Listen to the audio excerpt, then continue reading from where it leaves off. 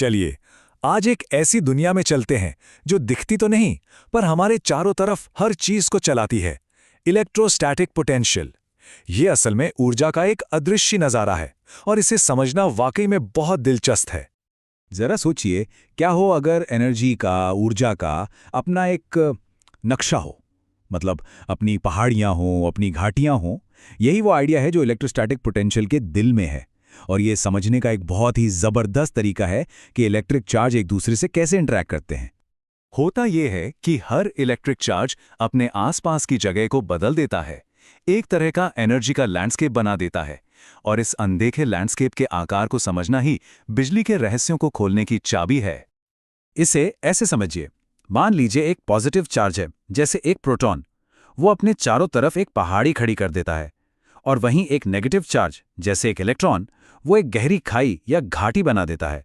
अब इस लैंडस्केप में कोई दूसरा चार्ज कहाँ रखा है, यही बात तय करती है कि उसके पास कितनी एनर्जी है और वो किस तरफ जाएगा।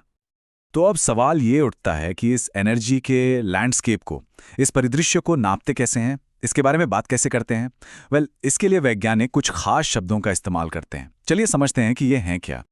पहला है इलेक्ट्रोस्टैटिक पोटेंशियल, जिसे हम V से दिखाते हैं। अब ये सुनने में थोड़ा मुश्किल लग सकता है, पर ये असल में हमारे उस एनर्जी लैंडस्केप में किसी भी जगह की ऊंचाई बताने का एक तरीका है, बस इतना ही।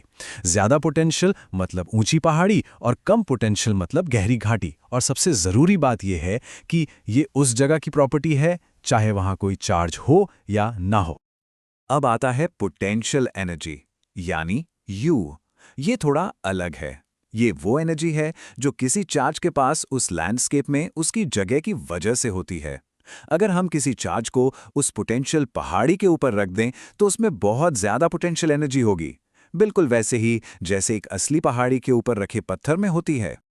तो सबसे जरूरी बात जो यहां समझनी है वो ये है, पोटेंशियल यानी V उस जगह की प्रॉपर्टी है। वो हमें ये बताता है कि पहाड़ी कितनी ऊंची है।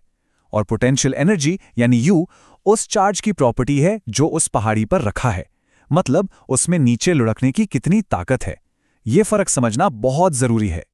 अच्छा, अब ये जो पूरा का पूरा लैंडस्केप है ना, ये कुछ बहुत ही सिंपल से गणित के नियमों पर चलता है। और ये नियम ही हमें किसी भी पॉइंट पर फोर्स और एनर्जी को एकदम सटीक तरीके से कैलकुलेट करने में मदद करते हैं। यहाँ दो मेन फॉर्मूले हैं। पहला वाला V बराबर K गुणा Q बटा R।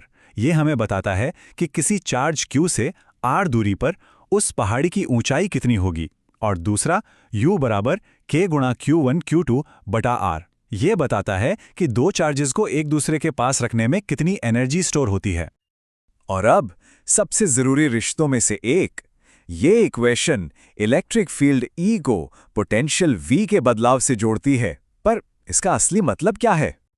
इसे समझने का सबसे आसान तरीका यह है, इलेक्ट्रिक फील्ड कुछ और नहीं, बस उस एनर्जी वाली पहाड़ी की ढलान है।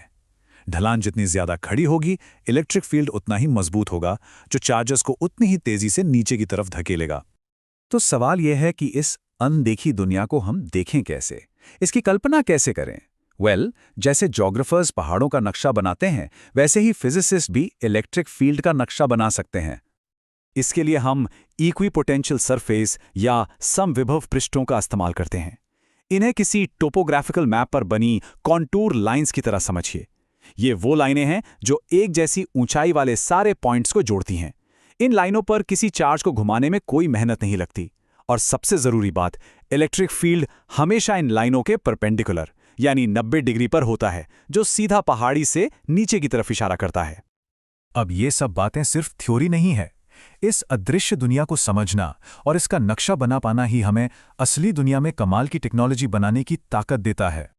जैसे कैपेसिटर को ही ले लीजिए, वो एनर्जी स्टोर करने के लिए पोटेंशियल के इसी फर्क का इस्तेमाल करते हैं।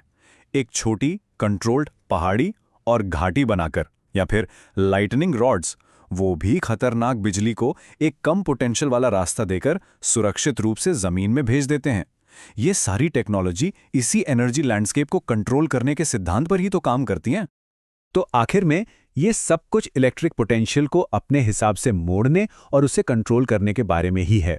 और इस एक कॉन्सेप्ट को समझकर हमने प्रकृति की सबसे ताकतवर शक्तियों में से एक को काबू करना सीख लिया है।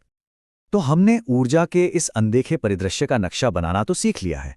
अब सवाल ये है कि इस ज्ञान से हम अगली कौन सी हैरान कर देने वाली चीज़ बनाएंगे? संभावनाएं सच में अनंत हैं।